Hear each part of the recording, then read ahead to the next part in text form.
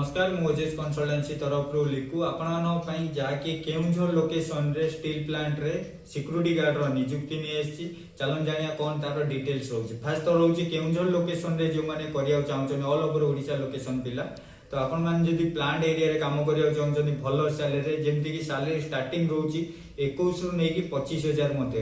यदि आपण माने 21 रु 25000 गोटे कंपनी दोची तार किछिटा नियम रोची जेमति की आपनकर height minimum 5 foot 6 inch above थिबो क्वालिफिकेशन 10 पास करदिबे एक्सपीरियंस किबा फ्रेशर जहां भी हेले चलिबो ए जगह यदि आपण माने 12 घंटा ड्यूटी करूचंती 21 रु नै 25000 इनकम करिवे 12 घंटा परे आपनको ओवर टाइम रो आउ फैसिलिटी मिलिबोनी तो यदि आपण माने 21000 सैलरी 21 रु 25 भीतर करिया चाहछंती हाइटटा निहाती आपनकर 5 फुट 6 इंच एबव थिबा दरकार कंपनी आपनको सुविधा दोची पीएफएसआई दोची प्लस रहिबा पई रूम फ्री दोची खाइबा पई मेस रो सुविधा अछि जोटा कि कैंटीन सुविधा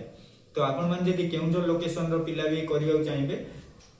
आपण माने केउझर रे करि परिबे नले अदर जे कोनोसी डिस्ट्रिक्ट रो पिला आछंती तो सेम डे रे आपण माने जदी आपण हाइट करिया ठीक ठाक अछि क्वालिफिकेशन ठीक अछि तो आपण माने केउझर लोकेशन रे सिक्यूरिटी गार्ड रो जॉब करि परिबे तो काम रोची आपनकर प्लांट भितर जे कोनोसी जगह आपनको ड्यूटी दिया जीवो से अनुसार आपण ड्यूटी करिवे से जगह डे भी रहि पारे नाइट भी रहि पारे रोटेशन शिफ्ट रहबो जेमति कि 7 दिन थरे शिफ्ट चेंज होबो तो हमरो वीडियो मध्ये नंबर दिया जायछि कांटेक्ट करंतु जहां भी डाउट अछि बुझी कि आपण माने दूर जगह जदी आछंती सेम डे रे आपण माने जॉइनिंग पाइबे रहिली नमस्कार।